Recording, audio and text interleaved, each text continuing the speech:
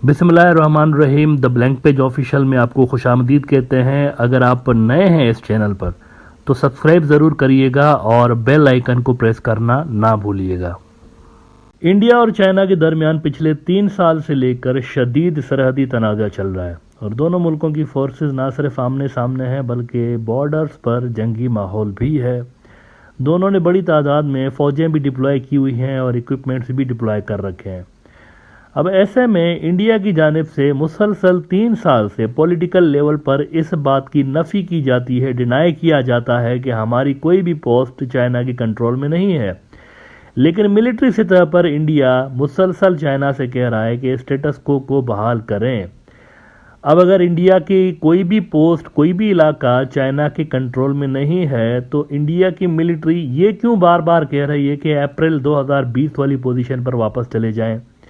इसका मतलब है कि वो चाइना को कह रहे हैं कि आप पीछे चले जाएं। पीछे वही फोर्स जाती है जो कि आगे आई हुई होती है। इसका मतलब है कि चाइनीज आगे आए हुए हैं इंडियन मिलिट्री के बकौल। तो फिर मोदी साहब और बीजेपी के दीगर नेता ये क्यों झूठ बोलते रहते हैं कौम को कि हमारा कोई भी इलाका वापस नहीं गया। Indian army chief general Manoj Pande ने कल बड़ी इंटरेस्टिंग बातें की हैं चाइना के हवाले से, और उसमें एक तरह से उन्होंने कन्फेस ही कर दिया है कि चाइना अगला सुपर पावर बनने की तैयारी कर रहा है। बल्कि तैयारी क्या कर रहा है, उन्होंने ये भी कन्फेस कर लिया है कि उनके पास सारे रिसोर्सेज और सारा मैकेनिज्म मौजूद है जो कि उनको अमेरिका को रिप्लेस करने के काबिल बना सकता है। इंडिया का बड़ा अखबार द प्रिंट इस हवाले से रिपोर्ट कर रहा है कि China thinks might is right, wants to replace US as global net security provider, Army Chief General Pandey. Speaking at Savitribai Phule Pune University, he said most important aspects of India's operational environment remain challenges of disputed borders and Chinese actions along LAC. अब इसमें वो जो मैंने programme के शुरू में बात की कि ये मुसलसल चाइना को कह रहे हैं कि अप्रैल 2020 वाले स्टेटस को बहाल करें। तो पांडे साहब को कोट करते हुए द प्रिंट लिख रहा है कि general Pandey also made it clear that the situation along the line of actual control between India and China needs to return to normal and status quo must be restored before the bilateral relations between the two countries can move forward.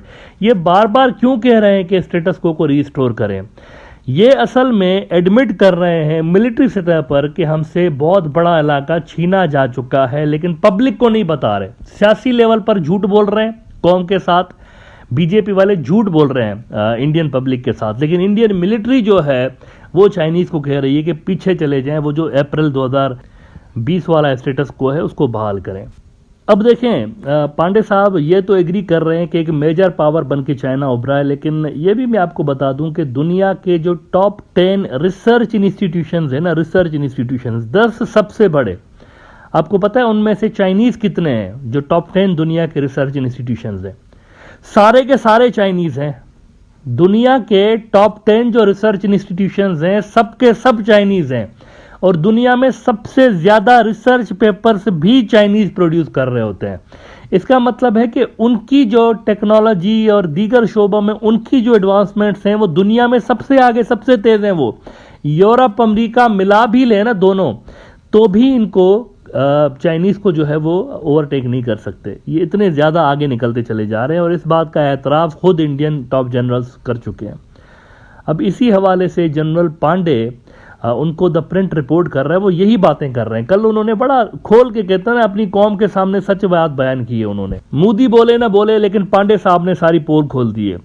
कहते हैं कि China strides as a political power house are evident in its pursuits of a much larger and higher seat on the high table, said General Pandey, adding that brokering of peace talks between Saudi Arabia and Iran earlier this month and putting forth the Chinese 12-point peace plan for ending the Russia-Ukraine conflict is reflective of a Chinese urgency to replace US as the global net security provider।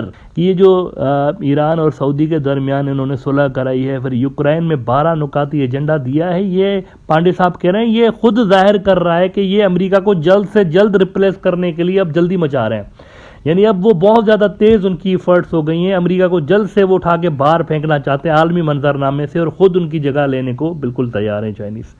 और साथ ही वो कह रहे हैं कि जो international organisations हैं दुनिया के अंदर मुख्तलिफ यूनाइटेड नेशंस और दीगर जो है उनके ऊपर ट्रेडिशनली वेस्टर्न फोर्सेस डोमिनेट रही हैं, अमेरिका और वेस्ट वाले। लेकिन इस वक्त ये हो रहा है कि वो जो है चाइनीज़ उनको रिप्लेस करने की कोशिश कर रहे हैं तेज़ी के साथ, और अब वो वुल्फ वॉरियर डिप्लोमेसी उन्होंने अडॉप्ट की हुई है पांडा डिप्लोमेसी की जगह पे। ये वैसे मैं यहाँ पर 3-4 मरतबा बात कर चुका हूँ कि चाइनीज़ जो है उनकी पैटर्न डिप्लोमेसी का चेंज हो चुका है शी जिनपिंग के आने के बाद।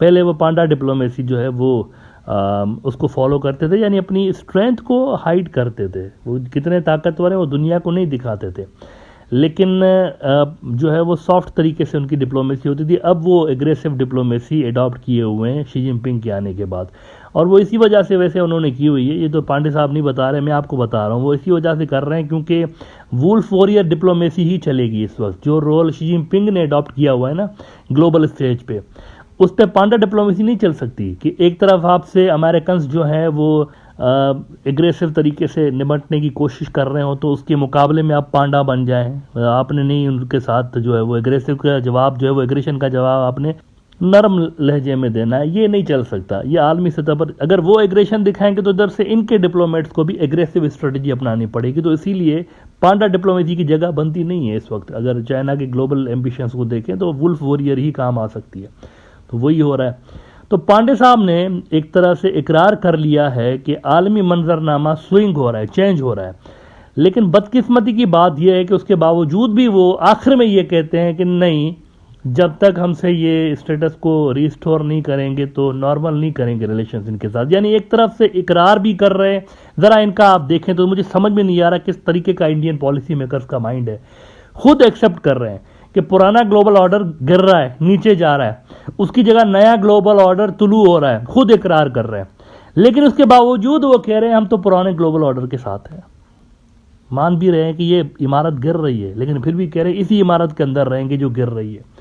तो ये खुद कन्फ्लिक्टिंग स्टेटमेंट्स हैं जो कि पांडे साहब ने भी दी हुई, और उनके वैसे दूसरे भी जो उनके टॉप के जनरल्स हैं वो भी, और इवन ये जो सिविलियन साइड है जयशंकर साहब वाले, वो भी खुद इसी तरह की कंफ्यूजिंग पॉलिसी जो है वो अडॉप्ट किए हुए कि जहां पर वो मानते भी हैं कि चाइना इज़ राइजिंग और रिप्लेस कर रहा है पुराने ग्लोबल ऑर्डर को, लेकिन एट द सेम टाइम वो ये भी मानने को तैयार नहीं होते कि हम इनके साथ कोई दोस्ताना ताल्लुकात रख सकते हैं जब तक वो हमें पुराने इलाके हमारे वापस नहीं देते। This is not going to happen. वो जहाँ तक आ गए हैं ना वहाँ तक ही रहेंगे, इससे आगे तो आ सकते हैं, इससे पीछे नहीं जाएंगे। ये मैं आपको 100% गारंटी के साथ कह सकता हूँ, क्योंकि देखें वापस जाना उनके लिए भी यहाँ से उनकी खुद की पब्लिक क्या सोचेगी शी जिनपिंग की जो पॉलिसी थी उसके बारे में। यानी वो कहते हैं हमारे ये सॉवरेनिटी का मसला इलाके ये जो सारे हैं लद्दाख वाले और अरुणाचल प्रदेश, उसको सॉवरेनिटी का मसला कहते हैं। अपने ही इलाकों से वो पीछे हटेंगे तो पब्लिक को क्या बताएंगे अपने। तो ये उनकी इंटरनल जो यूँ समझें कि कम्युनिस्ट पार्टी ऑफ चाइना की पोजीशन है उसको भी ख़राब करेगा। मुल्क के अंदर वापस नहीं जाएंगे वहाँ से। ये सिर्फ हो सकता है कि जहाँ तक वो आ गए हैं ना उससे आगे आप इनको आने से रोक सकते हैं। अगर आपने यही कन्फ्रंट्रेशन वाली पॉलिसीज़ रवा रखी तो ये आगे भी आ जाएंगे। जब 2000 स्क्वायर किलोमीटर ले चुके हैं तो 3000 और भी ले सकते हैं, इसमें कौन सी बड़ी बात है। देखें ना, वो मिनिमम नुकसान के साथ ले गए ना इलाके सारे अपने इंडिया से। मिनिमम नुकसान, कितने लोग उनके हलाक हुए चाइनीज़। गलवान का वाकया पेश आया है सिर्फ एक, उसमें जानी नुकसान हुआ है 2020 में, उसके अलावा तो कोई जानी नुकसान नहीं हुआ। लेकिन गलवान के बाद भी तो इन्होंने इलाके इंडिया से वापस लिए हैं ना अपने। लद्दाख के अंदर, अरुणाचल में, ये हालिया चंद महीने पहले क्या हुआ है दिसंबर के अंदर, अरुणाचल का होली फाउंटेन्स का इलाका ले गए, कितने लोग उसके अंदर हलाक हुए, नहीं हलाक हुए दोनों साइड से, जानी नुकसान की इतलात नहीं आ रही हैं। फाइट हुई है, मतलब दोनों ने धक्का मुक्का हुआ है और ये जो नॉन लिथल वेपन्स हैं वो यूज़ हुए थे, लेकिन उसके चलते उन्होंने वो इलाके ले लिए इंडिया से। ये जो होली फाउंटेन्स के इलाके हैं अरुणाचल प्रदेश में तवांग के सेक्टर में, तो ये आगे तो आ रहे हैं, पीछे नहीं जा सकते। इनको आगे आने से रोकने के लिए इंडिया को कुछ कंप्रोमाइज़ करनी पड़ेगी, और ख़ास तौर पर उस वक्त जबकि अब इंडियन मिलिट्री चीफ खुद एडमिट कर चुका है कि ये एक बहुत बड़ी फोर्स बन चुके हैं, मेजर फोर्स उन्होंने उनको करार दिया है। तो स्ट्रेटजी क्या है, वो स्ट्रेटजी इंडिया को डिज़ाइन करनी पड़ेगी नए सिरे से। ये कोई पॉलिसी नहीं है कि आप उनको राइजिंग पावर भी मान रहे हैं और फिर ये भी कह रहे हैं कि नहीं हम तो इनके साथ बैठने को तैयार नहीं है। This will not work.